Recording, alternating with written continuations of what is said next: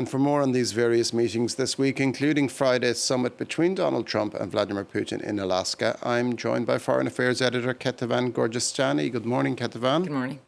All eyes on Alaska this Friday. What should we expect from the Trump-Putin summit? Well, it depends who you ask. If you look at the U.S. side, for once, Donald Trump and his administration are not sort of boasting about making a deal. They're pretty much downplaying the expectations, talking about this meeting being a feel-out, being a listening exercise, basically finding out whether Russian President Vladimir Putin is serious about peace, though this is something that Donald Trump has been saying for several months, so you would expect him to know by now, but he did say a couple of days ago that he would know within 2 minutes of that meeting whether or not Putin was serious. Donald Trump has said very clearly he's not there to make a deal. It's not his place to make the deal. But he also insisted that there would be some land swapping. So he's putting in some terms of a possible future deals without giving much details about what that would entail.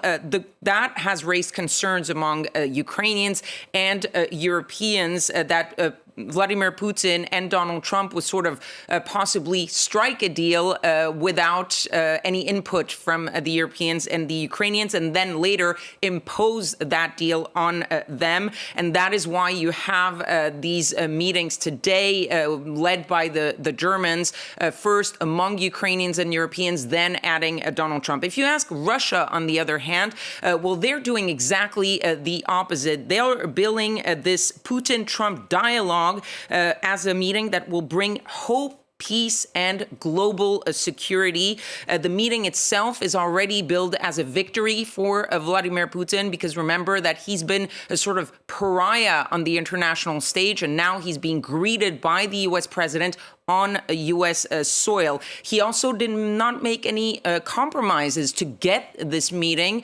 Instead, you're seeing that possibly Donald Trump is going to be giving him a lot of the compromises. And finally, Russia is presenting this as possibly an opportunity to start the reset of relations between the United States and Russia, with an emphasis on deals, because they know that Donald Trump wants to make deals. They're talking already about economic deals, infrastructure deals, energy deals that could happen in the future once there is a deal on Ukraine. Now, one of the key issues that will probably be discussed is the idea of territorial concessions. What exactly does that entail?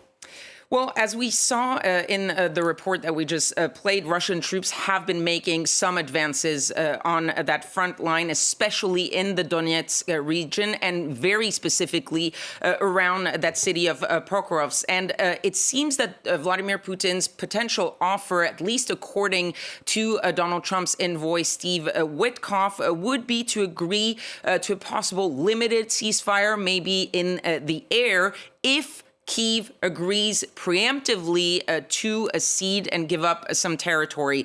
Russia already controls about a fifth of Ukrainian territory, but it is aiming to control even more, very specifically the areas and the major cities in the region of Donetsk that they don't control just yet, because the Ukrainians still control part of that. The goal, it seems, for Russia is to get all of Donbas, all of that region, which encapsulates both Donetsk and Luhansk. But that, of course, is a non-starter for Volodymyr Zelensky, the Ukrainian president. He has very clearly stated that strategically that would give Russia a sort of springboard for future invasions.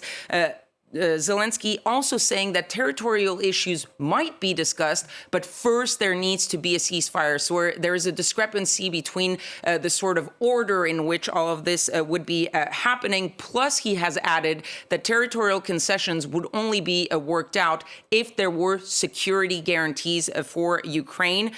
These are very clear concerns for the Ukrainian also, but there is One small issue in that Russian plan of getting territorial concessions is that Donald Trump has said repeatedly that territorial concessions would come from both sides, meaning he is expecting Russia to also swap some land. But there, we don't know any of the detail. What does that mean? Is it Russian-controlled Ukrainian territory to give back, or is it actual Russian territory? Thank you very much for that, Kethevane Gorjestani.